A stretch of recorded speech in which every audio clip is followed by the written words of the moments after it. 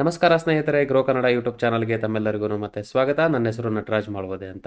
ಇವತ್ತಿನ ವಿಡಿಯೋದಲ್ಲಿ ರೀಸೆಂಟ್ ದಿನಗಳಲ್ಲಿ ಕಳೆದ ಒಂದು ವರ್ಷದಲ್ಲಿ ಸುಮಾರು 270%ಗಿನ ಜಾಸ್ತಿ ಒಂದು ಪ್ರೈಸ್ ಅಲ್ಲಿ ಜಂಪ್ ಕಂಡಿರ್ತಕ್ಕಂಥದ್ದು, ಹಾಗೆ ನಮ್ಮ ದೇಶದ ಹೆಮ್ಮೆ ಆಗಿರ್ತಕ್ಕಂತಹ ಟಾಟಾ ಗ್ರೂಪ್ಗೆ ಸೇರಿರ್ತಕ್ಕಂತಹ ಕಂಪನಿ ಟಾಟಾ ಮೋಟರ್ಸ್. ಈ ಒಂದು ಕಂಪನಿಯ ಬಗ್ಗೆ ಇವತ್ತಿನ ವಿಡಿಯೋದಲ್ಲಿ ನಾನು ಮಾತಾಡಕ್ಕೆ ಹೋಗ್ತಾ ಇರತಕ್ಕಂಥದ್ದು. ಟಾಟಾ ಮೋಟರ್ಸ್ ಕಂಪನಿ ಯಾವ ರೀತಿ ಕೆಲಸ ಮಾಡ್ತಾ ಇದೆ, ಹಾಗೆ ಇದರಲ್ಲಿ ಬರ್ತಕ್ಕಂತಹ ಫಂಡಮೆಂಟಲ್ಸ್ ಗಳೇನು, ಫಿನಾನ್ಷಿಯಲ್ಸ್ ಗಳೇನು, ಇದೆಲ್ಲದರ ಬಗ್ಗೆ ಸಂಪೂರ್ಣವಾದಂತಹ ಮಾಹಿತಿಯನ್ನು ನಾನು ನಿಮಗೆ ಕೊಡಕ್ಕೆ ಹೋಗ್ತಾ ಇದ್ದೀನಿ.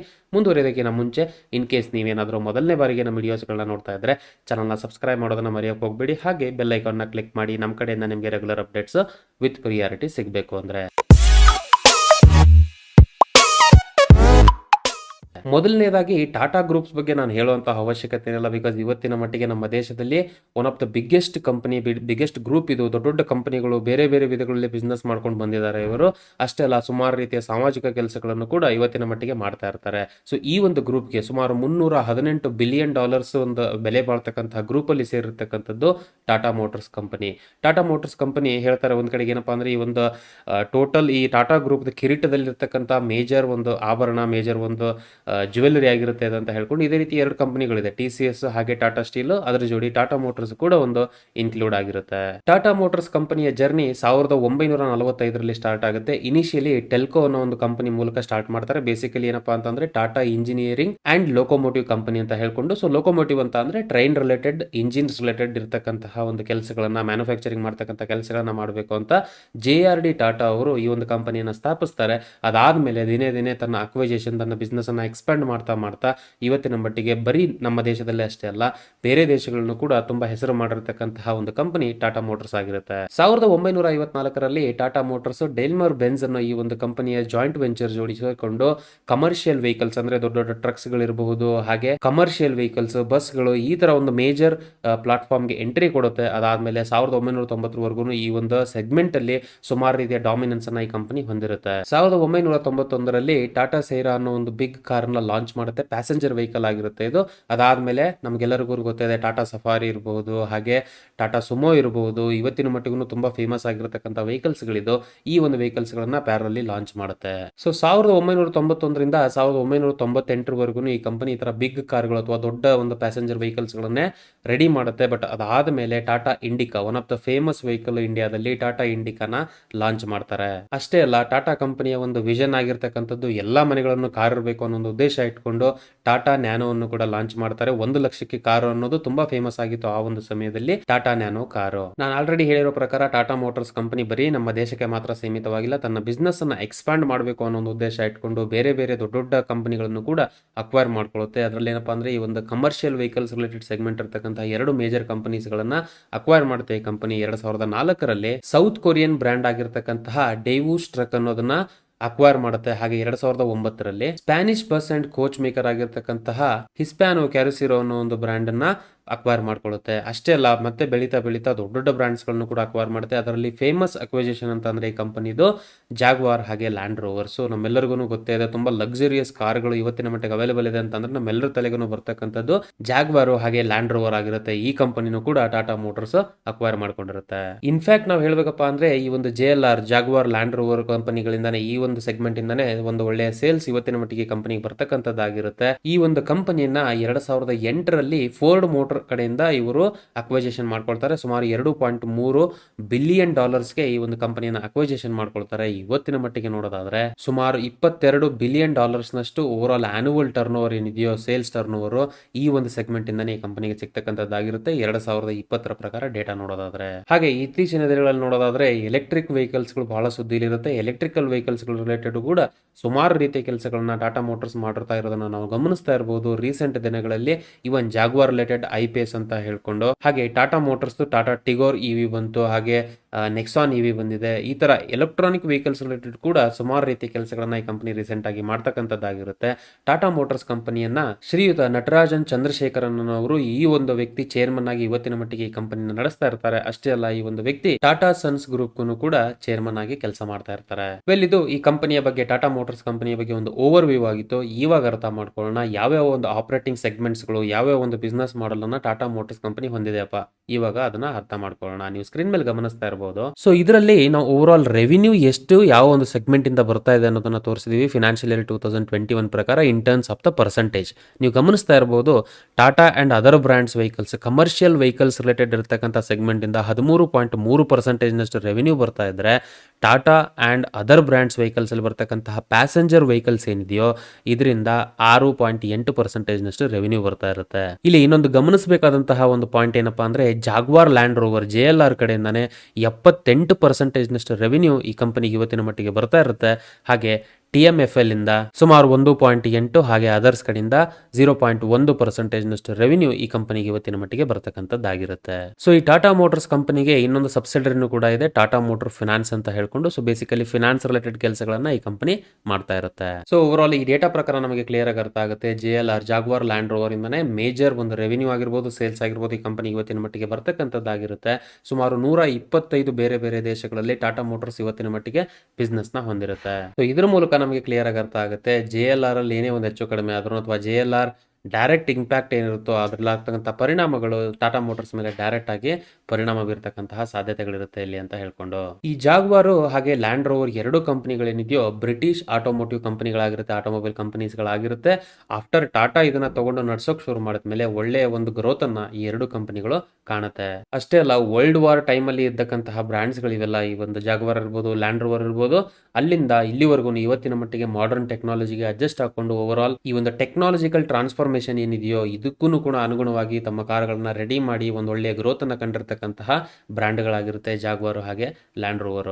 ಲ್ಯಾಂಡ್ ರೋವರ್ ಡಿಫೆಂಡರ್ ಹಾಗೆ ಎಕ್ಸ್ ಸೀರೀಸ್ ಜಾಗ್ವಾರ್ ಏನಿದೆಯೋ ಈ ಎರಡು ಒಂದು ಮಾಡೆಲ್ಸ್ ಗಳು ಐಕಾನಿಕ್ ಮಾಡೆಲ್ಸ್ ಗಳಾಗಿರುತ್ತೆ ಈ ಒಂದು ಕಂಪನಿ ಪ್ರೊಡ್ಯೂಸ್ ಮಾಡ್ತಕ್ಕಂಥದ್ದು. ಇದರಲ್ಲಿ ಇನ್ನೊಂದು ಇಂಪಾರ್ಟೆಂಟ್ ವಿಷಯ ಏನಪ್ಪಾ ಅಂದ್ರೆ, ಜಾಗ್ವಾರ್ ರೀಸೆಂಟ್ ಆಗಿ ಒಂದು ಐಡಿಯಾಸ್ ಗಳನ್ನ ಇಟ್ಕೊಂಡಿದೆ, ಪ್ಲಾನ್ ಗಳನ್ನ ಇಟ್ಕೊಂಡಿದೆ. 2025ರಿಂದ 2030 ಎಲ್ಲಾ ಕಾರ್ಸ್ಗಳು ಇದರಿಂದ ಏನ್ ಹೊರಗಡೆ ಬರುತ್ತೆ, ಈ ಒಂದು ಬ್ರಾಂಡ್ ಇಂದ ಬರ್ತಕ್ಕಂತಹ ಕಾರ್ಸ್ ಗಳನ್ನೆಲ್ಲ ಎಲೆಕ್ಟ್ರಿಕ್ ವೆಹಿಕಲ್ಸ್ ಗಳನ್ನಾಗಿ ಇಡಬೇಕು ಅಂತ ಅಂದ್ರೆ over all complete electronic vehicles ಆಗ್ತಕ್ಕಂತಹ ಪ್ಲಾಟ್ಫಾರ್ಮ್ ಆಗುತ್ತೆ ಬರ್ತಕ್ಕಂತಹ ದಿನಗಳಲ್ಲಿ ಜಾಗ್ವಾರ್. ಇವತ್ತಿನ ಮಟ್ಟಿಗೆ JLR ಅಥವಾ ಜಾಗ್ವಾರ್ ಲ್ಯಾಂಡ್ ರೋವರ್ ಕಂಪನಿ ಏನಿದೆಯೋ ರೀ ಇಮ್ಯಾಜಿನ್ ಅನ್ನೋ ಒಂದು ಸ್ಟ್ರಾಟಜಿನ ಇಟ್ಕೊಂಡು ಕೆಲಸ ಮಾಡ್ತಾ ಇದ್ದಾರೆ. ರೀಸೆಂಟ್ ಆನ್ಯುವಲ್ ರಿಪೋರ್ಟ್ ಪ್ರಕಾರ ಇವರು ಹೇಳ್ತಾರೆ, ನೀವು ಸ್ಕ್ರೀನ್ ಮೇಲೆ ಗಮನಿಸ್ತಾ ಇರಬಹುದು, JLR ಕಂಪನಿ ರೀ ಇಮ್ಯಾಜಿನ್ ಅನ್ನೋ ಒಂದು ಸ್ಟ್ರಾಟಜಿ ಮೂಲಕ ಸುಮಾರು ಒಂದು 6 ರೀತಿಯ ಪ್ರಾಡಕ್ಟ್ಸ್ ಗಳು ಅಥವಾ 6 ರೀತಿಯ ಒಂದು ಥಿಂಕಿಂಗ್ ಅನ್ನ ಇಟ್ಕೊಂಡಿರುತ್ತೆ. ಬ್ರಾಂಡ್ಸ್ ಇರ್ಬೋದು, ಪ್ರಾಡಕ್ಟ್ಸ್ ಇರ್ಬೋದು, ಆರ್ಕಿಟೆಕ್ಚರ್ಸ್ ಅಂಡ್ ಪವರ್ ಟ್ರೈನ್ ಇರ್ಬೋದು, ಕೊಲಾಬರೇಷನ್, ಫುಟ್ ಪ್ರಿಂಟ್ ಹಾಗೆ ರೀಫೋಕಸ್ ಅಂತ ಹೇಳ್ಕೊಂಡು. ಈಗ ಬ್ರಾಂಡ್ಸ್ ಪ್ರಕಾರ ಅಂತ ಅಂದ್ರೆ responsible modern luxury by design, ಅಂದ್ರೆ ಲಕ್ಸುರಿನೂ ಇಟ್ಬೇಕು ಹಾಗೆ ರೆಸ್ಪಾನ್ಸಿಬಲ್ ಮಾಡರ್ನ್ ಡಿಸೈನ್ ಕೂಡ ಇರಬೇಕು ಅನ್ನೋ ಒಂದು ಉದ್ದೇಶ ಇಟ್ಕೊಳ್ಳೋದಾದ್ರೆ, products wise world most desirable luxury cars and services, ಅಂದ್ರೆ ಒಳ್ಳೆಯ ಲಕ್ಸುರಿ ಕಾರ್ ಆಗಿ ಸರ್ವಿಸಸ್ ಗಳನ್ನ ಜನಕ್ಕೆ ತಲುಪಿಸಬೇಕು ಅನ್ನೋ ಉದ್ದೇಶ ಇಟ್ಕೊಂಡಿರ್ತಾರೆ.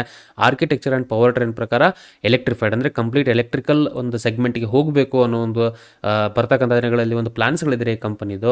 ಹಾಗೆ ಕೊಲಾಬರೇಷನ್ ಏನಿದೆಯೋ ಅದರ ಬೇರೆ ಬೇರೆ ಕಂಪನೀಸ್ ಅಥವಾ ಪಾರ್ಟ್ನರ್ಸ್ಗಳ ಜೋಡಿ ಚೆನ್ನಾಗಿರ್ತಕ್ಕಂಥ ಕೊಲಾಬರೇಷನ್ ಇಟ್ಕೊಂಡು ನೆಕ್ಸ್ಟ್ ಲೆವೆಲ್ಗೆ ಮೂವ್ ಆಗಬೇಕು ಅನ್ನೋ ಒಂದು ಪ್ಲಾನ್ ಅನ್ನು ಕೂಡ ಈ ಕಂಪನಿ ಇಟ್ಕೊಂಡಿರುತ್ತೆ. ಹಾಗೆ ಫುಟ್ ಪ್ರಿಂಟ್ ವೈಸ್ ನೋಡೋದಾದ್ರೆ retain, right size, repurpose and ರೀ ಆರ್ಗನೈಸ್ ಅಂತ ಹೇಳ್ಕೊಂಡು. ಸೊ ಓವರ್ ಆಲ್ ಇವರ ಎಂಟೈರ್ ಆಪರೇಷನ್ಸ್ ಗಳೇನಿದೆಯೋ ಅದನ್ನ ಕಂಪ್ಲೀಟ್ ಆಗಿ ರೀ ಇಮ್ಯಾಜಿನ್ ಮಾಡಬೇಕು ಅನ್ನೋ ಒಂದು ಉದ್ದೇಶ ಅಥವಾ ಒಂದು ಫುಟ್ ಪ್ರಿಂಟ್ ಅನ್ನ ಫಾಲೋ ಮಾಡ್ತಾ ಇದೆ ಈ ಕಂಪನಿ ಇವತ್ತಿನ ಮಟ್ಟಿಗೆ. ಹಾಗೆ ರೀಫೋಕಸ್ ಅನ್ನೋದನ್ನು ಕೂಡ ಹೇಳ್ತಾರೆ, ಅಂದ್ರೆ ಕ್ವಾಲಿಟಿ, ಸೇಲ್ಸ್ ಹಾಗೆ ಕಾಸ್ಟ್, ಡಿಜಿಟಲ್ ಟ್ರಾನ್ಸ್ಫಾರ್ಮೇಶನ್ ಇದೆ, ಇದ್ರ ಮೇಲೆ ಕೂಡ ರೀಫೋಕಸ್, ಅಂದ್ರೆ ಮತ್ತೆ ಇನ್ನೊಮ್ಮೆ ಅದರ ಮೇಲೆ ಕೆಲಸಗಳನ್ನ ಮಾಡಿ ಸ್ಪೆಸಿಫಿಕ್ ಫೋಕಸ್ ನ ಇಟ್ಕೊಂಡು ವರ್ಕ್ ನ ಮಾಡಿ ನೆಕ್ಸ್ಟ್ ಲೆವೆಲ್ಗೆ ಕಂಪನಿನ ಮೂವ್ ಮಾಡ್ಕೋಬೇಕು ಅಥವಾ ನೆಕ್ಸ್ಟ್ ಲೆವೆಲ್ಗೆ ಬೆಳಿಬೇಕು ಅನ್ನೋ ಉದ್ದೇಶನ ಈ ಕಂಪನಿ ಇವತ್ತಿನ ಮಟ್ಟಿಗೆ ಇಟ್ಕೊಂಡಿರುತ್ತೆ. ಇನ್ನು ನೆಕ್ಸ್ಟ್ ಬರ್ತಕ್ಕಂತಹ ಮೇಜರ್ ಸೆಗ್ಮೆಂಟ್ ಬಂದು commercial vehicle segment. Tata motors ಯಾರು ಬೀಟ್ ಮಾಡಕ್ ಆಗೋದಿಲ್ಲ, ಮಾರ್ಕೆಟ್ ಡಾಮಿನೆನ್ಸ್ ನ ಹೊಂದಿರತಕ್ಕಂತಹ ಒಂದು ಸೆಗ್ಮೆಂಟ್ ಆಗಿದೆ ಇವತ್ತಿನ ಮಟ್ಟಿಗೆ ಟಾಟಾ ಮೋಟರ್ಸ್ ಇದು. ಟಾಟಾ ಏಸ್ ಅನ್ನೋ ಒಂದು ಚಿಕ್ಕ ಗಾಡಿಯಿಂದ ಹಿಡಿದು ಓವರ್ ಆಲ್ ಸ್ಟಾರ್ ಬಸ್ ಅನ್ನೋ ಒಂದು ಮೇಜರ್ ದೊಡ್ಡ ದೊಡ್ಡ ಬಸ್ಗಳ ವೈಸ್ ಕೂಡ ಓವರ್ ಆಲ್ ಕಮರ್ಷಿಯಲ್ ವೆಹಿಕಲ್ಸ್ ಅಲ್ಲಿ ತನ್ನ ಡಾಮಿನೆನ್ಸ್ ಅನ್ನ, ಮಾರ್ಕೆಟ್ ಲೀಡರ್ಶಿಪ್ ಅನ್ನ ಈ ಕಂಪನಿ ಇವತ್ತಿನ ಮಟ್ಟಿಗೆ ಹೊಂದಿರತಕ್ಕಂಥದ್ದಾಗಿರುತ್ತೆ.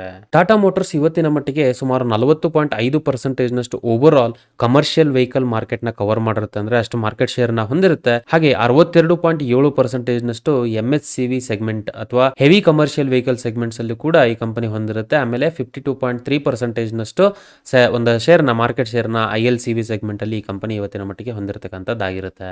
ರೀಸೆಂಟ್ ದಿನಗಳಲ್ಲಿ ಈ ಸೆಗ್ಮೆಂಟ್ ಗೆ ಬಹಳನೇ ಹೊಡ್ತಾ ಬಿತ್ತು, ಬಿಕಾಸ್ ಒಂದು ಪೆಂಡಮಿಕ್ ಆಗಿತ್ತು. ಪೆಂಡಮಿಕ್ ಅಂದ್ರೆ ಇದು ಕೋವಿಡ್ ರಿಲೇಟೆಡ್ ರಿಲೇಟೆಡ್ ಎಲ್ಲ ಇಶ್ಯೂಸ್ಗಳಾಯಿತು. ಅಷ್ಟೇ ಅಲ್ಲ, BS4 ಇಂದ BS6ಗೆ ಟ್ರಾನ್ಸಿಷನ್ ಏನಿದೆಯೋ ಅದು ಕೂಡ ಒಂದು ಚಾಲೆಂಜಿಂಗ್ ಫೇಸ್ ಆಗಿತ್ತು ಈ ಕಂಪ್ನಿಗೆ. ಬಟ್ ಇಷ್ಟೆಲ್ಲ ಕಷ್ಟ ಆದ್ರೂ ಕೂಡ ತನ್ನ ಎಫಿಷಿಯನ್ಸಿ ಹಾಗೆ ಓವರ್ ಕಾಸ್ಟ್ ಎಫೆಕ್ಟಿವ್ನೆಸ್ನ ಮೇಂಟೈನ್ ಮಾಡಿಕೊಂಡು ಒಳ್ಳೆ ಗ್ರಿಪ್ನ ಇಟ್ಕೊಂಡು ಈ ಕಂಪನಿ ಇವತ್ತಿನ ಮಟ್ಟಿಗೆ ಕೆಲಸ ಮಾಡ್ತಾ ಇರುತ್ತೆ. ಹಾಗೆ ಏನಪ್ಪಾ ಅಂದ್ರೆ ಈ ಕಮರ್ಷಿಯಲ್ ವೆಹಿಕಲ್ ಸೆಗ್ಮೆಂಟ್ ಅಲ್ಲೂ ಕೂಡ ಎಲೆಕ್ಟ್ರಿಫಿಕೇಶನ್ ಅಥವಾ ಒಂದು ಎಲೆಕ್ಟ್ರಿಕ್ ವೆಹಿಕಲ್ಸ್ ಗಳನ್ನ ಲಾಂಚ್ ಮಾಡಬೇಕು ಅನ್ನೋ ಒಂದು ಉದ್ದೇಶನ ಇಟ್ಕೊಂಡಿದೆ ಈ ಕಂಪನಿ. ಅಷ್ಟೇ ಅಲ್ಲ, ಬಸ್ಗಳು ವೈಸ್ ಆಲ್ರೆಡಿ ಎಲೆಕ್ಟ್ರಿಕ್ ಬಸ್ಗಳನ್ನ ಈ ಕಂಪನಿ ರೆಡಿ ಮಾಡಿದೆ. ಹಾಗೆ ಬರ್ತಕ್ಕಂಥ ದಿನಗಳಲ್ಲಿ ಸ್ಮಾಲ್ ಕಮರ್ಷಿಯಲ್ ವೆಹಿಕಲ್ಸ್ ಗಳನ್ನು ಕೂಡ ಈ ಒಂದು ಎಲೆಕ್ಟ್ರಿಕ್ ವೆಹಿಕಲ್ಸ್ ಗಳನ್ನ ಲಾಂಚ್ ಮಾಡಬೇಕು ಅಥವಾ ಎಲೆಕ್ಟ್ರಿಕ್ ವೆಹಿಕಲ್ಸ್ ಗಳನ್ನ ತರಬೇಕು ಅನ್ನೋ ಒಂದು ಉದ್ದೇಶನ ಈ ಕಂಪನಿ ಇವತ್ತಿನ ಮಟ್ಟಿಗೆ ಇಟ್ಕೊಂಡು ಕೆಲಸ ಮಾಡ್ತಾ ಇರುತ್ತೆ. ಇನ್ನ ಈ ಕಂಪನಿಯ ನೆಕ್ಸ್ಟ್ ಸೆಗ್ಮೆಂಟ್ ಬಂದು ಪ್ಯಾಸೆಂಜರ್ ವೆಹಿಕಲ್ಸ್, ಅಂದ್ರೆ ನಾವು ನೋಡ್ತಕ್ಕಂತಹ ನಾರ್ಮಲ್ ಕಾರ್ಸ್ ಗಳೇನಿದೆಯೋ ಆ ಒಂದು ಸೆಗ್ಮೆಂಟ್ ಅಂತ ನೋಡೋದಾದ್ರೆ ನಿಮ್ಮೆಲ್ಲರಿಗೂ ಗೊತ್ತೇ ಇದೆ. ಈಗ ಟಾಟಾ ಸುಮೋ ಇರ್ಬೋದು, ಟಾಟಾ ಸೇರಾ ಅಂತ ಇರ್ಬೋದು, ಇನಿಷಿಯಲ್ ಲಾಂಚ್ ಮಾಡಿರ್ತಕ್ಕಂಥದ್ದು, ಟಾಟಾ ಇಂಡಿಕಾ, ಈ ತರ ಒಂದು ಮೇಜರ್ ಕಾರ್ಸ್ಗಳು ಈ ಕಂಪನಿ ಇವತ್ತಿನ ಮಟ್ಟಿಗೆ ಬಂದಿದೆ. ಇವನ್ ಸಕ್ಸಸ್ಗಳನ್ನು ಕೂಡ ಈ ಒಂದು ಕಾರ್ಸ್ಗಳಲ್ಲಿ ಕಂಡಿರುತ್ತೆ. ಬಟ್ ಕಾಂಪಿಟೇಟಿವ್ನೆಸ್ ಅಂತ ನೋಡೋದಾದ್ರೆ ಬೇರೆ ಕಾಂಪಿಟೇಟರ್ಸ್ಗಳ ಜೋಡಿ ಕಂಪೇರ್ ಮಾಡಿ ನೋಡೋದಾದ್ರೆ ಇವತ್ತಿನ ಮಟ್ಟಿಗೆ ಈ ಒಂದು ಕಂಪನಿ ಎಷ್ಟೊಂದು ಚೆನ್ನಾಗಿ ಪರ್ಫಾರ್ಮ್ ಮಾಡಿಲ್ಲ ಈ ಒಂದು ಸೆಗ್ಮೆಂಟ್ ಅಲ್ಲಿ. ಈ ಒಂದು ಕಮರ್ಷಿಯಲ್ ವೆಹಿಕಲ್ಸ್ ಅಲ್ಲಿ ಒಂದು ಮೇಜರ್ ಸ್ಥಾನವನ್ನ ಈ ಕಂಪನಿ ಹೊಂದಿದ್ರು ಕೂಡ ಪ್ಯಾಸೆಂಜರ್ ವೆಹಿಕಲ್ ಅಲ್ಲಿ ಒಂದು ಸ್ಥಾನವನ್ನ ಗಿಟ್ಟಿಸ್ಲಿಕ್ಕೆ ಆಗಿಲ್ಲ ಇಲ್ಲಿವರೆಗೂ. ಈ ಕಂಪನಿ ಸುಮಾರು ರೀತಿಯ ಪ್ರಯತ್ನಗಳನ್ನ ಪಡ್ತಾ ಇದೆ ಈ ಒಂದು ನಿಟ್ಟಿನಲ್ಲಿ. ಹಾಗೆ ರತನ್ ಟಾಟಾ ಅವರು ಇವರ ಒಂದು ಡ್ರೀಮ್ ಅಥವಾ ಕನಸಿನ ಪ್ರಕಾರ ಎಲ್ಲರ ಮನೆಯಲ್ಲೂ ಕಾರ್ ಇರಬೇಕು, ಎಲ್ಲರ ಕಾರು ಅನ್ನೋ ಒಂದು ಉದ್ದೇಶ ಇಟ್ಕೊಂಡು ಟಾಟಾ ನ್ಯಾನೋವನ್ನು ಲಾಂಚ್ ಮಾಡ್ತಾರೆ. 1,00,000ದಲ್ಲಿ ಈ ಒಂದು ಕಾರನ್ನ ಎಲ್ಲರಿಗೂ ತಲುಪಿಸಬೇಕು ಅನ್ನೋದು ಉದ್ದೇಶ ಇಟ್ಕೊಂಡು. ಬಟ್ ಏನಪ್ಪಾ ಅಂದ್ರೆ ಇವೆಂಚುವಲಿ ಕಂಪನಿಯ ಬಿಲ್ಡ್ ಕ್ವಾಲಿಟಿ ಇರಬಹುದು ಅಥವಾ ಈ ಒಂದು ಪಾರ್ಟ್ಸ್ಗಳು ಅಫ್ಕೋರ್ಸ್ 1,00,000ದಲ್ಲಿ ಅಂತ ಅಂದ್ರೆ ಅದೇ ತರನೇ ಕ್ವಾಲಿಟಿನೂ ಇರುತ್ತೆ ಯಾವುದೇ ಒಂದು ಕಾರ್ದು ಅಂತ. ಸೊ ಇವೆಂಚುವಲಿ ಏನಂದ್ರೆ 2019 ಈ ಕಂಪನಿ ಕಂಪ್ಲೀಟ್ ಪ್ರೊಡಕ್ಷನ್ ನ ಸ್ಟಾಪ್ ಮಾಡುತ್ತೆ ಟಾಟಾ ನ್ಯಾನೋದು. ಹಾಗೆ ಈ ಒಂದು ಹ್ಯಾಚ್ ಬ್ಯಾಕ್ ಸೆಗ್ಮೆಂಟ್ ಅಂತ ಅಂದ್ರೆ ಇವತ್ತಿನ ಮಟ್ಟಿಗೆ ಮಾರುತಿ ಸುಜುಕಿ ತುಂಬಾ ದೊಡ್ಡ ಲೀಡರ್ಶಿಪ್ ನ ಹೊಂದಿರುತ್ತೆ. ಹಾಗೆ ಒಂದು ಮಾರ್ಕೆಟ್ ಶೇರ್ ನ ಇವತ್ತಿನ ಮಟ್ಟಿಗೆ ಭಾರತದಲ್ಲಿ ಹೊಂದಿರುತ್ತೆ. ಇದಕ್ಕೆ ಕಾಂಪಿಟೇಷನ್ ಕೊಡಬೇಕು ಅಂತ ಹೇಳ್ಕೊಂಡು ರೀಸೆಂಟ್ ಆಗಿ ಸುಮಾರು ರೀತಿಯ ಕೆಲಸಗಳನ್ನ ಈ ಕಂಪನಿ ಮಾಡಿದೆ. ಹಾಗೆ ಈ ಒಂದು ನಿಟ್ಟಿನಲ್ಲಿ ಕೆಲಸ ಮಾಡೋದ್ರಲ್ಲಿ ಕಂಪನಿ ಸಕ್ಸಸ್ಫುಲ್ ಆಗ್ತಾ ಇದೆ ರೀಸೆಂಟ್ ದಿನಗಳಲ್ಲಿ ನೋಡ್ಬೇಕಪ್ಪ ಅಂತ ಅಂದ್ರೆ. ಈಗ ಹ್ಯಾಚ್ ಬ್ಯಾಕ್ ಇರ್ಬೋದು, SUVs ಗಳಿರ್ಬೋದು, ಸೆಡಾನ್ ಇರ್ಬೋದು, ಈ ತರ ವೇರಿಯಸ್ ಸೆಗ್ಮೆಂಟ್ಸ್ ಗಳಲ್ಲಿ ತನ್ನ ಒಂದು ಬ್ರಾಂಡ್ಸ್ ಗಳನ್ನ ಅಥವಾ ಒಂದು ಕಾರ್ಗಳನ್ನ ಇವತ್ತಿನ ಮಟ್ಟಿಗೆ ಹೊಂದಿರುತ್ತೆ. ಹಾಗೆ ಮೇನ್ ಇಂಪಾರ್ಟೆಂಟ್ ಒಂದು ಫ್ಯಾಕ್ಟರ್ ಏನಪ್ಪಾ ಅಂದ್ರೆ ಟಾಟಾ ಮೋಟರ್ಸ್ ಗ್ಲೋಬಲ್ ಎನ್ಕ್ಯಾಪ್ ಅಂತ ಬರುತ್ತೆ. ಸೇಫ್ಟಿ ರಿಲೇಟೆಡ್ ರೇಟಿಂಗ್ಸ್ ಕೊಡ್ತಾರೆ, ಗ್ಲೋಬಲ್ ರಿಲೇಟೆಡ್ ಇದು. ಈ ಒಂದು ಇದರಲ್ಲಿ ಅಟ್ಲೀಸ್ಟ್ 4 ಸ್ಟಾರ್ ಅನ್ನ ಹೊಂದಿರತಕ್ಕಂಥ ಕಾರ್ಸ್ಗಳು ಈ ಕಂಪನಿಗೆ ಸೀಮಿತವಾಗಿರುತ್ತೆ. ಸೊ ಇಲ್ಲಿ ನೀವು ಸ್ಕ್ರೀನ್ ಮೇಲೆ ಗಮನಿಸ್ತಾ ಇರಬಹುದು, ಇಲ್ಲಿ ನಾವು ಕಾರ್ಸ್ಗಳು ಅಂದ್ರೆ ಹ್ಯಾಚ್ ಬ್ಯಾಕ್, ಹಾಗೆ ನಾರ್ಮಲ್ ಸೆಡಾನ್ಗಳು, ಹಾಗೆ SUVs ಗಳು ಯಾವ್ಯಾವ್ದಿದೆ ಈ ಕಂಪನಿದು ಅಂತ ಮೆನ್ಷನ್ ಮಾಡಿದೀವಿ. ಟಿಯಾಗೋ, ಆಲ್ಟ್ರೋಸ್, ಟಿಗೋರ್, ಹಾಗೆ ಪಂಚ್ ರೀಸೆಂಟ್ ಆಗಿ ಲಾಂಚ್ ಆಗಿರ್ತಕ್ಕಂಥದ್ದು, ಸಫಾರಿ ಇರ್ಬೋದು, ದೊಡ್ಡ ಕಾರ್ಗಳಲ್ಲಿ ಬರ್ತಕ್ಕಂಥದ್ದು, ಇದು ಹ್ಯಾರಿಯರ್, ನೆಕ್ಸಾನ್, ಈ ತರ ವೇರಿಯಸ್ SUVs ಗಳನ್ನ ಕಾರ್ಗಳನ್ನ ಈ ಕಂಪನಿ ಇವತ್ತಿನ ಮಟ್ಟಿಗೆ ತನ್ನ ಪೋರ್ಟ್ಫೋಲಿಯೋದಲ್ಲಿ ಹೊಂದಿರುತ್ತೆ. ಸೊ ಓವರ್ ಆಲ್ ಇದರಿಂದಾಗಿ ಏನಪ್ಪಾ ಅಂದ್ರೆ ಕಂಪನಿ ರೀಸೆಂಟ್ ದಿನಗಳಲ್ಲಿ ಡೊಮೆಸ್ಟಿಕ್ ಪ್ಯಾಸೆಂಜರ್ ವೆಹಿಕಲ್ ಸೆಗ್ಮೆಂಟ್ ಅಲ್ಲಿ 10% ನಷ್ಟು ಮಾರ್ಕೆಟ್ ಶೇರ್ ನ ಹೊಂದಿರುತ್ತೆ. ಇದು ಆಫ್ಟರ್ 1 ಡಿಕೇಡ್ ಆದ್ಮೇಲೆ 10 ವರ್ಷಗಳಲ್ಲಿ ಆದ್ಮೇಲೆ ಆಗಿರತಕ್ಕಂಥ ಚೇಂಜಸ್ಗಳು Q1 ಫಿನಾನ್ಷಿಯಲ್ ಇಯರ್ 2022 ಪ್ರಕಾರ ನೋಡೋದಾದ್ರೆ ಇದು ಕಂಪನಿಯ ಓವರ್ ಆಲ್ ಒಂದು ಬಿಸ್ನೆಸ್ ಸೆಗ್ಮೆಂಟ್ ಯಾವ ರೀತಿ ಕೆಲಸ ಮಾಡ್ತಾ ಇದೆ ಅಂತ ನೋಡೋದಾಯ್ತು.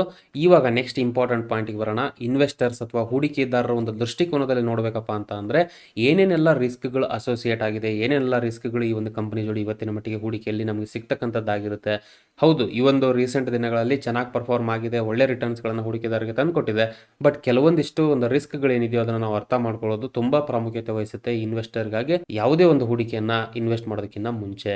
ಇವಾಗ ಅರ್ಥ ಮಾಡ್ಕೊಳ್ಳೋಣ. ಮೊದಲನೇದಾಗಿ ಬರ್ತಕ್ಕಂಥದ್ದು ನೀವು ಆಲ್ರೆಡಿ ಗೆಸ್ ಮಾಡಿರ್ತೀರಾ, ಏನಪ್ಪಾ ಅಂದ್ರೆ ಈ ಒಂದು JLR ಜಾಗ್ವಾರ್ ಲ್ಯಾಂಡ್ ರೋವರ್ ಮೇಲೆ ಸುಮಾರು 75% ನಷ್ಟು ಡಿಪೆಂಡೆನ್ಸಿ ಏನಿದೆಯೋ, ಇನ್ಫ್ಯಾಕ್ಟ್ ಇದನ್ನ ಓವರ್ ಡಿಪೆಂಡೆನ್ಸಿ ಅಂತ ಹೇಳ್ಬೋದು ನಾವು. ಈ ಓವರ್ ಡಿಪೆಂಡೆನ್ಸಿನ ಈ ಕಂಪನಿ ಮೇಲೆ ಹೊಂದಿರುತ್ತೆ. ಯಾವಾಗ ಒಂದು ಕಂಪನಿ ಈ ತರ ಡಿಪೆಂಡೆನ್ಸಿ ಒಂದೇ ಒಂದು ಮಾಡೆಲ್ಸ್ಗಳ ಮೇಲೆ ಅಥವಾ ಒಂದೇ ಒಂದು ಸೆಗ್ಮೆಂಟ್ ಮೇಲೆ ಹೊಂದಿರುತ್ತೋ ಆ ತರ ಸಮಯದಲ್ಲಿ ಏನೇ ಒಂದು ಹೆಚ್ಚು ಕಡಿಮೆ ಆದ್ರೂ ಕೂಡ ಅದರಲ್ಲಿ ಅದು ಇಮಿಡಿಯೇಟ್ ಇಂಪ್ಯಾಕ್ಟ್, ಅದರ ಇಮಿಡಿಯೇಟ್ ಪರಿಣಾಮ ಈ ಒಂದು ಎಂಟೈರ್ ಕಂಪನಿಗೆ ಬೀರುತ್ತೆ. ಸೊ ಹಾಗಾಗಿ ಏನಪ್ಪಾ ಅಂದ್ರೆ ಈ ಓವರ್ ಡಿಪೆಂಡೆನ್ಸಿ ಏನಿದೆಯೋ JLR ಬ್ರ್ಯಾಂಡ್ ಮೇಲೆ ಇರತಕ್ಕಂಥದ್ದು, ಇದು ಒಂದು ಮೇಜರ್ ಕನ್ಸರ್ನಿಂಗ್ ಪಾಯಿಂಟ್ ಆಗಿರುತ್ತೆ ಅಥವಾ ಒಂದು ರಿಸ್ಕ್ ಪಾಯಿಂಟ್ ಆಗಿರುತ್ತೆ ಇನ್ವೆಸ್ಟಿಂಗ್ ಪ್ರಕಾರ ನೋಡೋದಾದ್ರೆ. ಇನ್ನು ನೆಕ್ಸ್ಟ್ ಬರ್ತಕ್ಕಂತಹ ರಿಸ್ಕ್ ಬಂದು ಆಟೋ ಇಂಡಸ್ಟ್ರಿಗೆ ಇರ್ತಕ್ಕಂತಹ ರಿಸ್ಕ್. ಅದು ಇದು ಕಂಪನಿಗೆ ಅಂತಲ್ಲ, ಎಂಟೈರ್ ಇಂಡಸ್ಟ್ರಿಗೆ ಇರ್ತಕ್ಕಂತಹ ರಿಸ್ಕ್. ಯಾಕಂದ್ರೆ ಯಾವುದೇ ಒಂದು ಮೇಜರ್ ಡಿಸಿಷನ್ಸ್ಗಳು ಗೌರ್ಮೆಂಟ್ ಇಂದ ತಗೊಳ್ಳೋದೇ ಇರಬಹುದು. ಈಗ ನೋಡಿ ರೀಸೆಂಟ್ ದಿನಗಳಲ್ಲಿ ನೋಡೋದಾದ್ರೆ BS4 ಇಂದ BS6ಗೆ ಕನ್ವರ್ಟ್ ಮಾಡಬೇಕು ಅನ್ನೋದು ಬಂತು. ಆವಾಗ ಎಷ್ಟೋ ಚೇಂಜಸ್ಗಳನ್ನ ಇವರು ಮಾಡಬೇಕಾಗುತ್ತೆ. ಬಿಕಾಸ್ ಇವರ ಒಂದು set of manufacturing already ready ಆಗಿರುತ್ತೆ. ಅದರಲ್ಲಿ ಮತ್ತೆ ಸುಮಾರು ಚೇಂಜಸ್ಗಳನ್ನ ಹಾಗೆ ಟ್ರೈನಿಂಗ್ಸ್ಗಳನ್ನ ಕೊಡಬೇಕು ಎಂಪ್ಲಾಯೀಸ್ಗಳಿಗೆ. ಅಷ್ಟೇ ಅಲ್ಲ, ಮ್ಯಾನುಫ್ಯಾಕ್ಚರಿಂಗ್ ರಿಲೇಟೆಡ್ ಕಾಂಪೋನೆಂಟ್ಸ್ಗಳನ್ನ ವೇರಿಯೇಷನ್ ಮಾಡಬೇಕು, ಡಿಸೈನ್ನ ವೇರಿಯೇಷನ್ ಮಾಡಬೇಕು. ಈ ಥರ ಎಲ್ಲ ರೀತಿಯ ಒಂದು ಚೇಂಜಸ್ಗಳನ್ನು ತರಬೇಕಾಗುತ್ತೆ ಒಂದು ಕಂಪನಿ. ಸೊ ಹಾಗಾಗಿ ಏನಪ್ಪಾ ಅಂದರೆ ಇದು ಬರೀ ಇದೇ ಒಂದು ಕಂಪನಿಗೆಲ್ಲ, ಎಂಟೈರ್ ಆಟೋಮೊಬೈಲ್ ಇಂಡಸ್ಟ್ರಿಗೆ ಕೂಡ ಒಂದು ರಿಸ್ಕ್ ಆಗಿರುತ್ತೆ. ಈ ಒಂದು ರಿಸ್ಕ್ನ ನಾವಿಲ್ಲಿ ಇನ್ಕ್ಲೂಡ್ ಮಾಡಿರ್ತೀವಿ. ನೆಕ್ಸ್ಟ್ ಬರ್ತಕ್ಕಂತಹ important point supply chain risk after COVID-19 ಆಗಿರ್ತಕ್ಕಂಥದ್ದು. ಬಿಕಾಸ್ COVID-19 ಸುಮಾರು ಒಂದು ಪರಿಣಾಮಗಳನ್ನ ಎಲ್ಲ ಬಿಸ್ನೆಸ್ಗಳ ಮೇಲೂ ಬೀರಿದೆ. ಅದರಲ್ಲಿ ಆಟೋಮೊಬೈಲ್ ಇಂಡಸ್ಟ್ರಿನೂ ಕೂಡ ಒಂದಾಗಿರುತ್ತೆ. ರೀಸೆಂಟಲ್ಲಿ ನಾವು ಒಂದು ವಿಡಿಯೋನ ಅಪ್ಲೋಡ್ ಮಾಡಿದ್ವಿ, ಸೆಮಿ ಕಂಡಕ್ಟರ್ ಚಿಪ್ಸ್ಗಳು ಶಾರ್ಟೇಜ್ ಬರ್ತಿದೆ ಅಂತ ಹೇಳ್ಕೊಂಡು. ಇದರಿಂದ ಬೇರೆ ಬೇರೆ ಇಂಡಸ್ಟ್ರಿಗೂ ಇಂಪ್ಯಾಕ್ಟ್ ಆಗುತ್ತೆ, ಬಟ್ ಇನ್ಫ್ಯಾಕ್ಟ್ ಆಟೋಮೋಟಿವ್ ಇಂಡಸ್ಟ್ರಿಗೂ ಬಹಳನೇ ಇಂಪ್ಯಾಕ್ಟ್ ಆಗಿ ಹೋಗ್ತಾ ಇದೆ. ಬಿಕಾಸ್ ಈ ಒಂದು ಸೆಮಿ ಕಂಡಕ್ಟರ್ ಚಿಪ್ಸ್ಗಳು ಏನಿದೆಯೋ ಇದನ್ನ ಇವತ್ತಿನ ಮಟ್ಟಿಗೆ ಎಲೆಕ್ಟ್ರಿಫಿಕೇಶನ್, ಆಟೋಮೇಷನ್ ಏನಿದೆಯೋ ಕಾರಲ್ಲಿ ಬರ್ತಕ್ಕಂಥದ್ದು ಅದರಲ್ಲಿ ಯೂಸ್ ಮಾಡ್ತಾರೆ. ಅಷ್ಟೇ ಅಲ್ಲ, ಇದೇ ರೀತಿಯಾದಂತಹ ಬೇರೆ ಪಾರ್ಟ್ಸ್ಗಳು ಒಂದು ಸಪ್ಲೈ ಚಾನಲ್ ಏನಾದರೂ ಡಿಸ್ಟ್ರಪ್ಷನ್ ಆದರೆ ಈ ಥರ ಒಂದು ನ್ಯಾಚುರಲ್ ಕೆಲಾಮಿಟೀಸ್ಗಳಿಂದ ಆ ಒಂದು ರಿಸ್ಕ್ ಕೂಡ ಡೈರೆಕ್ಟ್ ಆಗಿ ಈ ಥರ ಕಂಪನೀಸ್ಗಳಿಗೆ ಅಥವಾ ಈ ಥರ ಇಂಡಸ್ಟ್ರಿಗಳ ಮೇಲೆ ಇರ್ತಕ್ಕಂಥದ್ದಾಗಿರುತ್ತೆ. ಹಾಗಾಗಿ ಈ ಪಾಯಿಂಟ್ ಕೂಡ ಈ ಒಂದು ಕಂಪನಿಯ ಮೇಜರ್ ರಿಸ್ಕ್ ಅಲ್ಲಿ ನಾವು ಇನ್ವಾಲ್ವ್ ಮಾಡಿರ್ತೇವೆ. ನಾಲ್ಕನೇ ಇಂಪಾರ್ಟೆಂಟ್ ಪಾಯಿಂಟ್, ರಿಸ್ಕ್ ಪಾಯಿಂಟ್ ಅಂತ ನೋಡೋದಾದ್ರೆ ಲಾರ್ಜ್ ಡೆಟ್. ಕಂಪನಿ ಇರತಕ್ಕಂತಹ ಸಾಲದ ಹೊರೆ ಏನಿದೆಯೋ ತುಂಬಾ ಜಾಸ್ತಿ ಇರುತ್ತೆ, ತುಂಬಾ ಒಂದು ಮೇಜರ್ ಆಗಿರುತ್ತೆ. ಇವತ್ತಿನ ಮಟ್ಟಿಗೆ ಕಂಪೇರ್ ಮಾಡಿ ನೋಡೋದಾದ್ರೆ ಈ ಒಂದು ಪಾಯಿಂಟ್ ಕೂಡ ತುಂಬಾ ಮೇಜರ್ ರಿಸ್ಕ್ ನ ಇನ್ವಾಲ್ವ್ ಆಗುತ್ತೆ. ಇವತ್ತಿನ ಮಟ್ಟಿಗೂ ಕೂಡ ನೋಡೋದಾದ್ರೆ EBIT ಪಾಸಿಟಿವ್ ಅಲ್ಲ. ಈ ಕಂಪನಿದು ಸುಮಾರು ಪ್ರಯತ್ನಗಳನ್ನ ಮಾಡ್ತಾ ಇದೆ, ಎಲ್ಲೆಲ್ಲಿ ವೀಕ್ನೆಸ್ಗಳಿದೆಯೋ ಅದನ್ನ ಸರಿ ಮಾಡಿಕೊಂಡು ನೆಕ್ಸ್ಟ್ ಲೆವೆಲ್ಗೆ ಹೋಗಬೇಕು ಅನ್ನೋ ಒಂದು ಪ್ಲಾನ್ಸ್ಗಳನ್ನ ಮಾಡ್ತಾ ಇದೆ ಕಂಪನಿ. ಬಟ್ ಬರ್ತಕ್ಕಂಥ ದಿನಗಳಲ್ಲಿ ಯಾವ ರೀತಿ ಇವರು ಇದನ್ನ ಕಂಬ್ಯಾಕ್ ಮಾಡ್ತಾರೆ, ಯಾವ ರೀತಿ ಇದರಿಂದ ಹೊರಗಡೆ ಬರ್ತಾರೆ ಅನ್ನೋದನ್ನ ನಾವು ಕಾದ್ ನೋಡಬೇಕಾಗಿದೆ. ಬಟ್ ಇವತ್ತಿನ ಮಟ್ಟಿಗೆ ಲಾರ್ಜ್ ಡೆಟ್ ಅನ್ನೋದು ಏನಿದೆ ಈ ಕಂಪನಿಗೆ ಒಂದು ಮೇಜರ್ ರಿಸ್ಕ್ ಪಾಯಿಂಟ್ ಆಗಿರುತ್ತೆ. ಸೊ ಇದು ಓವರ್ ಆಲ್ ಈ ಒಂದು ಹೂಡಿಕೆದಾರರ ಒಂದು ದೃಷ್ಟಿಕೋನದಲ್ಲಿ ನೋಡಬೇಕಾದ್ರೆ ಏನೇನೆಲ್ಲ ರಿಸ್ಕ್ ಪಾಯಿಂಟ್ಗಳಿದೆ ಅಂತ ನೋಡೋದಾದ್ರೆ ಇವಾಗ ನೆಕ್ಸ್ಟ್ ಇಂಪಾರ್ಟೆಂಟ್ ಪಾಯಿಂಟ್ಗೆ ಮೂವ್ ಆಗೋಣ. ಫಿನಾನ್ಷಿಯಲ್ಸ್ಗಳು, ಹಣಕಾಸಿನ ವ್ಯವಹಾರಗಳು ಯಾವ ರೀತಿ ನಡೀತಾ ಇದೆ ಈ ಕಂಪನಿಲಿ ಅಂತ ಇವಾಗ ಅರ್ಥ ಮಾಡ್ಕೊಳ್ಳೋಣ. ಟಾಟಾ ಮೋಟಾರ್ಸ್ ಕಂಪನಿಯ ಮಾರ್ಕೆಟ್ ಕ್ಯಾಪಿಟಲೈಸೇಷನ್ ಇವತ್ತಿನ ಮಟ್ಟಿಗೆ 1,72,390 ಕೋಟಿಗಳಷ್ಟಾಗಿರುತ್ತೆ. ಹಾಗೆ ಡೆಟ್ ಟು ಇಕ್ವಿಟಿ ಬಂದು 2.57. ಸೊ ಅಂದರೆ ಡೆಟ್ ಜಾಸ್ತಿ ಇದೆ, ಸಾಲದ ಹೊರೆ ಜಾಸ್ತಿ ಇದೆ ಕಂಪನಿಲಿ ಅಂತ ಗೊತ್ತಾಗುತ್ತೆ ನಮಗೆ ಇಲ್ಲಿ. ಮೈನಸ್, ಸೊ ನೆಗೆಟಿವ್ ವ್ಯಾಲ್ಯೂವಲ್ಲಿ ಇರುತ್ತೆ ರಿಟರ್ನ್ ಆನ್ ಇಕ್ವಿಟಿ -22.9, 22.9% ನೆಗೆಟಿವ್ ವ್ಯಾಲ್ಯೂವನ್ನು ರಿಟರ್ನ್ ಆನ್ ಇಕ್ವಿಟಿ ಪರ್ಸೆಂಟೇಜಲ್ಲಿ ಹೊಂದಿದ್ರೆ company.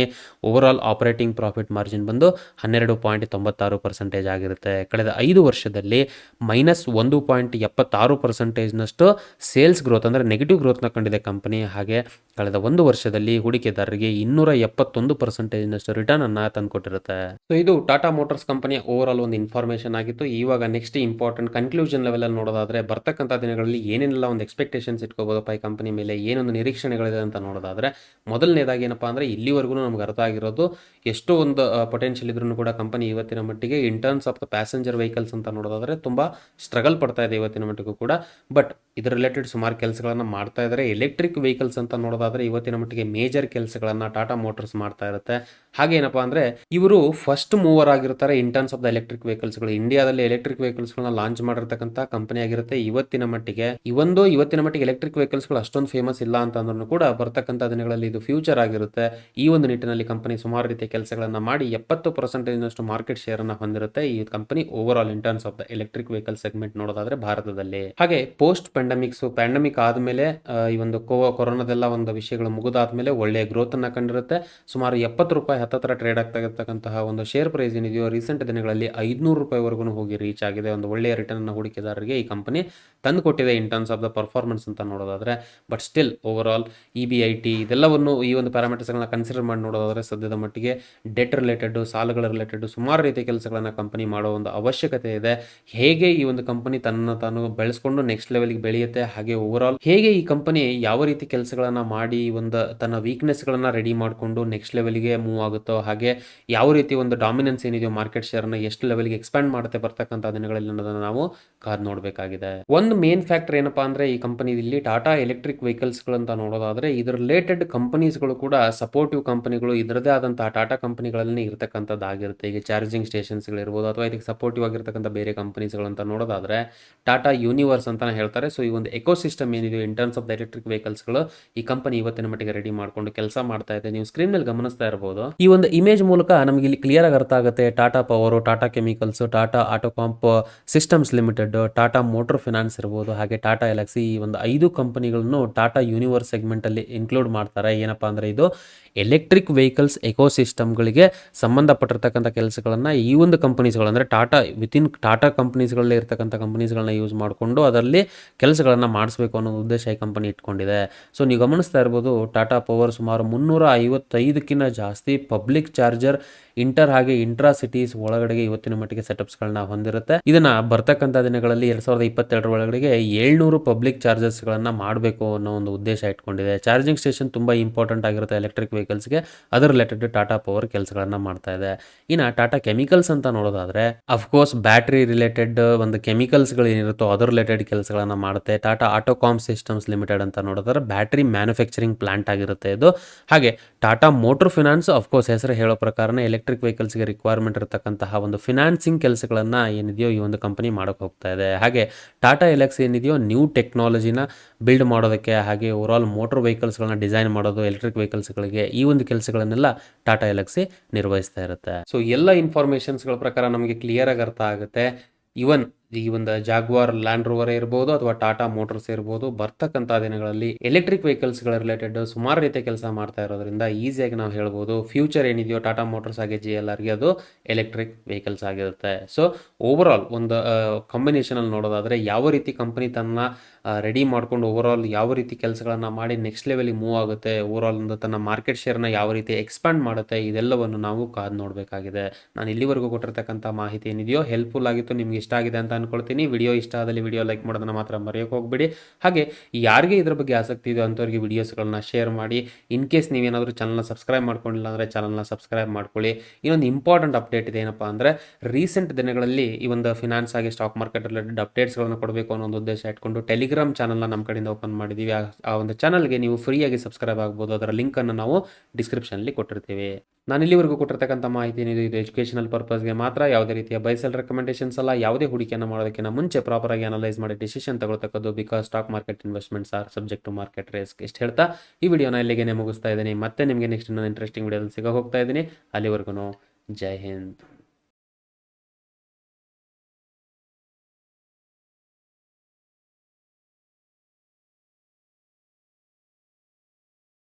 Investment in securities market are subject to market risks. Read all the related documents carefully before investing. Please read the risk disclosure documents carefully before investing in equity shares, derivatives, mutual fund, and or other instruments traded on the stock exchanges.